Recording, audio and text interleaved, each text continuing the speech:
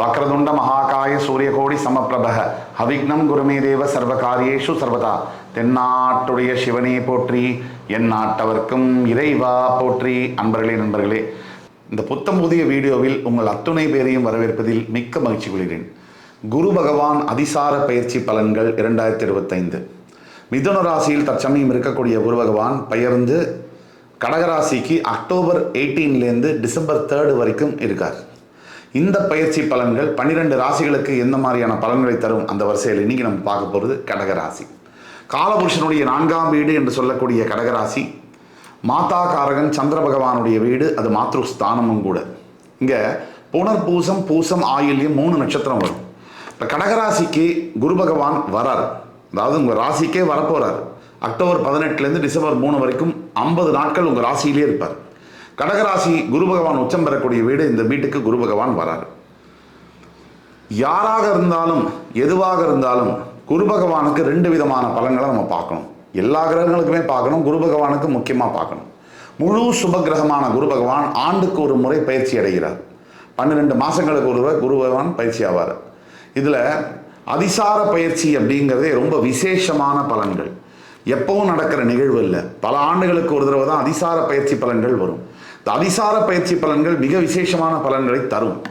அப்போ அதிசாரம் பெற்று குரு பகவான் வரக்கூடிய, அதாவது கடகராசிக்கு ஜென்ம குருவாக மாறுவார். இதில் கலந்த பலன்கள் உண்டு.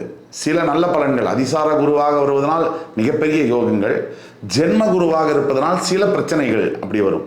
ஆனால் ஜோதிடத்தில் அடிப்படையில் குரு பகவான் இருக்கிற இடத்தை விட குரு பகவான் பார்க்கின்ற வீடுகளுக்கு தான் வலிமை சக்தி அதிகம். அந்த விதத்தில் குரு பகவான் நன்மையே செய்வார் அப்படிங்கிற நம்பிக்கையோட நம்ம கடகராசிக்கு பேச ஆரம்பிக்கணும்.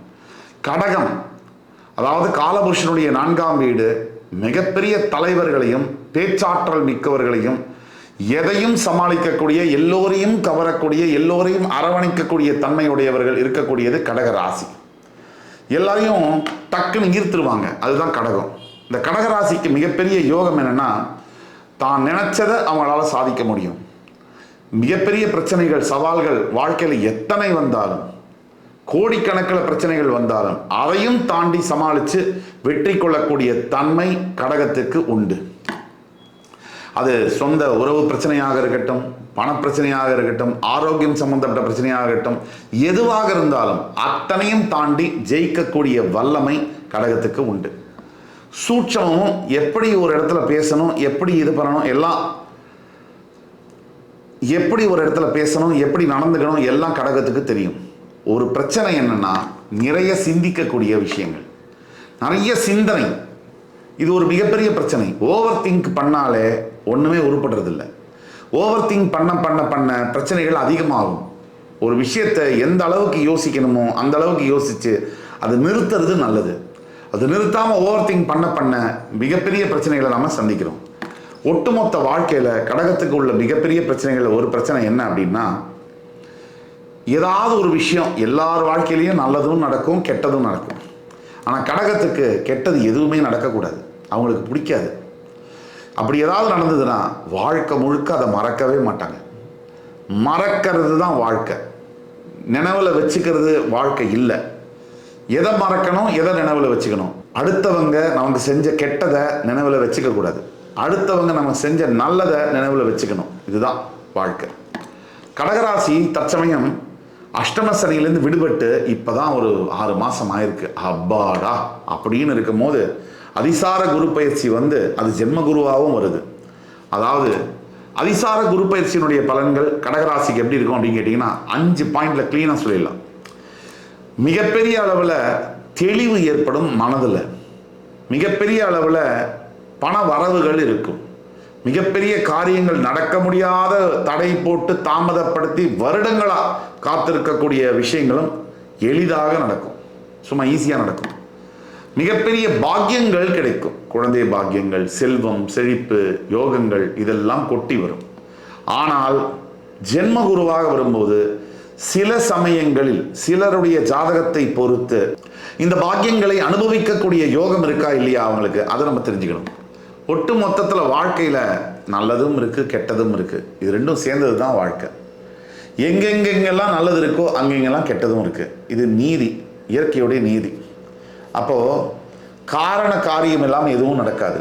நீங்கள் அஷ்டம சனியில் நீங்கள் பட்ட அவஸ்தைக்கு இப்போ தான் பலன் வர ஆரம்பிச்சிருக்கு.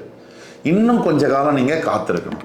அதாவது ஒரு அக்டோபர் 18லேருந்து டிசம்பர் 3க்குள்ளே உங்களோட வாழ்க்கையில் முக்கிய திருப்பங்கள் நிகழும். திருமணம் சம்மந்தப்பட்ட விஷயங்களில், காதல் சம்மந்தப்பட்ட விஷயங்களில், குழந்தை பேர் சம்மந்தப்பட்ட விஷயங்களில், கொடுக்கல் வாங்கல் சம்மந்தப்பட்ட விஷயங்களில், தொழில், வியாபாரம், கட்டமைப்பு, ஒரு வேலை, ப்ரமோஷன், இன்சென்டிவ், அப்ராடு போகிறது, இது ஆரம்பித்து தொடங்கி மொத்தத்துலேயுமே மாற்றங்கள் நடக்கும். நிறைய மாற்றங்கள் இருக்குது. அதில் முக்கிய நிகழ்வுகளில் நம்ம பார்க்க வேண்டியது குரு பகவான் இருக்கக்கூடிய அதிசார பலன்களில் திடீர் யோகங்கள்னு சொல்லக்கூடிய ராஜயோகங்கள். எப்படிப்பட்ட ராஜயோகங்கள் அப்படின்னா, சத்தியமாக இது முடியாது அப்படின்னு இருக்கக்கூடிய இடத்துல அது அப்படியே மாறி சத்தியமாக இது முடியும்னு நினைக்கக்கூடிய அந்த சாத்தியக்கூறு நடக்கும். நல்லது இதில் சொல்கிறேன், பாசிட்டிவாக அது நடக்கும். உங்களுக்கு மேலே உங்கள் மேலே டவுட் இருக்கலாம், ஆனால் எனக்கு உங்கள் மேலே டவுட் இல்லை, எனக்கு உங்கள் வாழ்க்கை மேலே டவுட் இல்லை. உங்களுக்கு கூட சில சந்தேகங்கள் இருக்கலாம், நீங்கள் ஜெயிப்பீங்களோ மாட்டீங்களோன்னு. எனக்கு உங்கள் மேலே கொஞ்சம் கூட சந்தேகம் இல்லை. நீங்கள் ஜெயிக்க தான் போகிறீங்க, மிகப்பெரிய அளவில் ஜெயிக்க போகிறீங்க. இது சத்தியம், இது நடக்க தான் போகுது. நடந்தப்பறம் நீங்கள் எனக்கு கால் பண்ணி சொல்லலாம் இந்த மாதிரி நடந்ததுன்னு. ஆனால் அதிசார பலன்களில் மிகப்பெரிய ராஜயோகங்கள்னு சொல்லக்கூடிய பதவிகளை தரக்கூடிய, அந்தஸ்தை தரக்கூடிய, மிகப்பெரிய இடத்துல திருமணம் முடிக்கக்கூடிய, அருமையான மணமகன் மணமகள் கிடைக்கக்கூடிய, கணவன் மனைவி கிடைக்கக்கூடிய, பிரிஞ்சு போன உறவுகள் ஒன்றாக சேரக்கூடிய, சத்தியமாக டைவர்ஸே போட்டாச்சு, முடிஞ்சே போச்சு அப்படின்னு நினச்ச ஃபேமிலியில் திடீர்னு புருஷன் முன்னாடி ஒன்றா சேர்ந்தாங்கன்னா அப்போ எப்படி இருக்கும்னா, ஒத்துமையாக முன்ன இல்லாத அளவுக்கு ஒத்துமையோட. அதுதான் இப்போது நிறைய ஜனங்கள்கிட்ட வேற்றுமை, ஹேட்ரட், நிறைய வெறுப்பு இதை பரவிட்டே வருது. நிறைய எல்லா விஷயத்துக்கும் வெறுப்பு, கோபம், சத்தம் போடுறது, சண்டை போடுறது, இதெல்லாம் ஜனங்களுக்கு அன்றாட வாழ்க்கையிலேயே பழகிருச்சு. ஒரு 30 வருஷத்துக்கு முன்னாடி போய் பார்த்தீங்கன்னா சண்டை அப்படின்னு ஒரு குடும்பத்தில் வருதுன்னா அது எப்பயாவது தான் வரும். அது சாதாரண விஷயத்துக்கு வரவே வராது.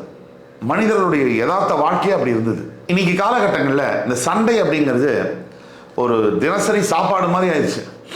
கணவன் மனைவி இடையே அந்த காலத்தில் சண்டை வருதுன்னா ஒரு 5 வருஷத்துக்கு ஒரு தடவை, 2 வருஷத்துக்கு ஒரு தடவை மினிமம் சொல்கிறேன், இந்த அளவில் தான் வரும். இப்போ 2 நிமிஷத்துக்கு ஒரு தடவை சண்டை வர்றதுக்குண்டான காரணம் என்ன அப்படின்னா, சகிப்புத்தன்மை இல்லை, சந்தோஷமாக வாழணுங்கிற எண்ணமே இல்லை. தன்னையும் சிரமப்படுத்திக்கிட்டு தான் கூட இருக்கிறவங்களையும் சிரமப்படுத்துகிற மனப்பான்மை இன்னைக்கு ஜனங்கள்கிட்ட இருக்குது. இது கணவன் மனைவி கிட்ட மட்டும்தான் இருக்குன்னு சொல்ல முடியாது. அப்பா பையன்கிட்ட, அம்மா பொண்ணுக்கிட்ட, எல்லாருக்கிட்டையுமே இது பரவி இருக்கு. இந்த நெகட்டிவ், அதாவது நம்மளை சுற்றி நடக்கக்கூடிய நெகட்டிவான விஷயங்களோட தாக்கம் ஒவ்வொரு மனிதர்கிட்டையும் இருக்குது. பேப்பர் எடுத்தால் நெகட்டிவ் நியூஸு, டிவியை போட்டால் நெகட்டிவ் நியூஸு, சீரியலை திறந்தால் அதை விட கேட்க வேண்டாம், எல்லாமே நெகட்டிவ். குடும்பத்தோடு உட்காந்து அழுகிற மாதிரி இருக்குது. படத்தை போட்டால் சண்டை, குத்து, வெட்டு, ரத்தம். இப்போ எங்கள் மனுஷங்க நல்லதை எப்போ கேட்க முடியும், நல்லதை எப்போ பேச முடியும், நல்லதை எப்போ நினைக்க முடியும், நல்லதை எப்போ செய்ய முடியும்? இந்த கேள்விக்கான பதிலே இல்லை. அந்த கேள்விக்கான பதில் தான் கடகராசிக்கு அக்டோபர் 18லேருந்து டிசம்பர் 3க்குள்ளே நடக்கும். எல்லாமே நல்லது, பார்க்கறது, பேசுறது, நினைக்கிறது, பேசுறது, சொல்றது, செய்யறது எல்லாமே நல்லது. அப்படி நடந்தால் வாழ்க்கை எப்படி இருக்கும்? அதுதான் அதிசார பயனோட பயன், அதுதான் அதிசார பயிற்சியுடைய பலன். அதுக்கப்புறமா ஜென்மகுருனால உடல் ஆரோக்கியத்தில் கவனம் தேவை. அது மட்டும் இல்லை, தாயாருடைய உடல்நிலையிலும் கவனம் தேவை. இதை தவிர வேற எந்த பிரச்சனையும் ஜென்மகுருனால வராது. கையில் காசை அனாவசியமாக செலவழிச்சிங்கன்னா ஜென்மகுருவும் தேவையில்லை, எந்த குருவும் தேவையில்லை, கட்டாயம் பிரச்சனை வரும். கையில் இருக்கிற காசை விட்டுட்டு இது ஜென்மகுரு அதிசார குருன்னு சொல்லி பிரயோஜனம் இல்லை. காசை காப்பாற்றிக்கிறது அவங்கவுங்க கையில் இருக்குது. சம்பாதிக்கிற காலத்தில் காட்டு இருக்கும் போதே தூத்திக்கணும், காட்டு இருக்கும் போது தூற்றிக்கொள்ளுன்னு சொல்கிற மாதிரி நீங்கள் சம்பாதிக்கிற காலத்தில் சேர்த்து வைக்கணும். சம்பாதிக்கிறதெல்லாம் செலவு பண்ணிவிட்டு பின்னாடி சம்பாதிக்க முடியாத காலத்தில் நான் அப்படி சம்பாதிச்சேன், நான் அப்படி இருந்தேன், இதெல்லாம் பேசி 10 பைசா பிரயோஜனம் இல்லை. ஆக 2. 3வது, குரு பகவானுடைய பார்வைக்கு தான் பலன் அதிகம். அந்த விதத்தில் குரு பகவானுடைய 5ஆம் பார்வை மகர ராசி, உங்களோட 5ஆம் வீடு. இப்போ பார்வைகளை பற்றி பேசுவோம். குரு பகவானுக்கு 5, 7, 9 பார்வைகள் உண்டு. அதில் முதல் 5ஆம் பார்வை விருச்சிக ராசியில் விழுது. இந்த 5ஆம் பார்வையினால உங்களோட 5ஆம் வீடு விருச்சிக ராசி மேலே பார்வையும், 7ஆம் பார்வையினால மகர ராசி உங்களோட 7ஆம் வீடு அது மேலே இருக்கிற பார்வையும், 9ஆம் பார்வையினால உங்களோட 9ஆம் வீடு மீனராசி மேலேயும் கச்சிதமாக விழுது. இந்த 5 பூர்வ புண்ணியஸ்தானம், 7 கலத்திரஸ்தானம், 9 பாக்யஸ்தானம், இதெல்லாம் லக்னத்துக்கு பார்ப்போம் முக்கியமாக. ஆனால் ராசிக்கும் நம்ம எடுத்துக்கலாம் ஒரு 25-30% அப்படி எடுத்துக்கும் போது இந்த 3ஆம் அப்படி எடுத்துக்கும் போது இந்த 5ஆம் பார்வையினால் பூர்வ புண்ணியஸ்தானத்து மேலே ராசியின் 5ஆம் இடத்துல பார்வை விழும்போது எக்கச்சக்க நன்மைகள் உண்டு. அதில் முதலாவதாக முடியாத காரியங்கள் தடைப்பட்டு போய் தாமதப்பட்டு போய் இது நடக்கவே நடக்காது அப்படிங்கிறது ஒரு கவர்மெண்ட் உத்தியோகம் ஒருத்தர் கிடைக்கணும். 2 வருஷமாக பெண்டிங் இருக்குது, டக்குன்னு கிடைக்கும். ஒரு உதாரணத்துக்கு அதே மாதிரி புத்திர பாக்கியம் குரு பார்வை 5ஆம் இடத்துல ராசிக்கு விழும்போது என்னென்னமோ ட்ரீட்மெண்ட் பார்த்துட்டேங்க, எத்தனையோ டாக்டர்கிட்ட போயாச்சு, ஆனால் புத்திர பாக்கியம் இல்லையே. அதுக்கு வழிபிறக்கும். கடவுளுடைய அருள் இல்லாமல் டாக்டர்லாம் ஒன்றும் பண்ண முடியாது. கடவுள் நினைத்தால் மட்டும்தான். ஏன் 1,00,000 பேர் குழந்தை பிறகுது, ஒரு 1000 பேருக்கு பிறக்க மாட்டேங்குது? ஏன் இந்த கேள்விக்கு பதில் என்ன? ஏன் இவங்களுக்கு மட்டும் பிறக்க மாட்டேங்குது? அதுக்கெல்லாம் கடவுள் அவரை நினைக்கணும், இந்த கர்மாவெல்லாம் பார்க்கணும். இந்த 5ஆம் இடத்துல பார்வை விழும்பொழுது, குரு பார்வை விழும்போது குழந்தை பாக்கியம் இல்லாத யாராக இருந்தாலும் குழந்தை பாக்கியம் வரும். 7ஆம் இடத்துல மகர ராசியில் பார்வை விழும்போது இப்போ வரைக்கும் சார் சத்தியம் பண்ணிட்டேன் சார், 2 காதல் முடிஞ்சிருச்சு, ஒரு திருமணம் பண்ண போனோம், அங்கே முடியல, திருமணம் காலி கட்டதுக்கு முன்னாடி நின்று போச்சு, திருமணம் நடந்தே தீரும். திருமணத்திற்காக காத்திருக்கக்கூடிய அனைத்து கடகராசி நபர்களும் திருமணம் நடக்கும். அதே மாதிரி 7ஆம் இடத்துல தொழில் விருத்தி ஆகும். நல்ல கல்வி சார்ந்த தொழில்களை பண்ணும்போது தொழில் விருத்தி அடையும். 9ஆம் பார்வையால் மீனராசியை பார்க்கக்கூடிய குரு பகவானால் எண்ணற்ற பயன்கள் உண்டு. அதாவது ப்ராஸ்பரிட்டின்னு சொல்லுவாங்க இங்கிலீஷில். நாம் இருக்கிற வாழ்க்கை நிலையிலேருந்து இன்னும் மேலே உயர்வது. அது பணத்தால் மட்டும் இல்லை, முக வசீகரத்தால், பேச்சால், ஞானத்தால், கல்வியால், பண்பால், ஆற்றலால், எல்லாத்தாலையும் உயர்வது. உறவால் உயர்ந்து போவது. அந்த உயர்வுகள் கிடைக்கும். வாழ்க்கைனா என்ன அப்படின்னா, ஒரே வரியில் வாழ்க்கைனா நாம் மனசில் ஒன்று வச்சுட்டு இது நடக்கலைன்னா வாழலை, இது நடந்ததுன்னா வாழ்கிறது, அது இல்லை வாழ்க்கை. நமக்கு எது நடந்தாலும் பரவாயில்ல, அதை எப்படி நான் சிறப்பாக நல்லதாக மாற்றிக்குவேன் அப்படின்னு நினைக்கிறது பேர் தான் வாழ்க்கை. அந்த வாழ்க்கை கடகராசி என்பவர்களுக்கு அக்டோபர் 18லேருந்து டிசம்பர் 3க்குள்ளே கிடைச்சோம். தைரியமாக நீங்கள் போகலாம்.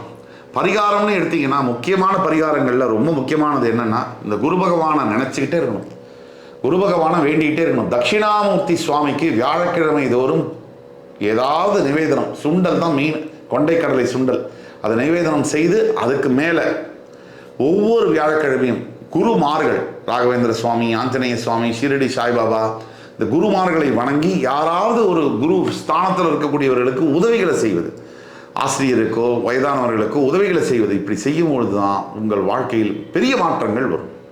ஒட்டு மொத்தத்தில் உங்களுக்கு நீங்கள் சொல்ல வேண்டியது தான், குரு பகவானுடைய காயத்ரி மந்திரமும் சொல்லலாம். ஓம் ரிஷபத்வஜாய வித்மஹி கிருணி அஸ்தாய தீமஹி தன்னோ குரு பிரச்சோதயாத். இந்த மந்திரத்தை சொல்லலாம்.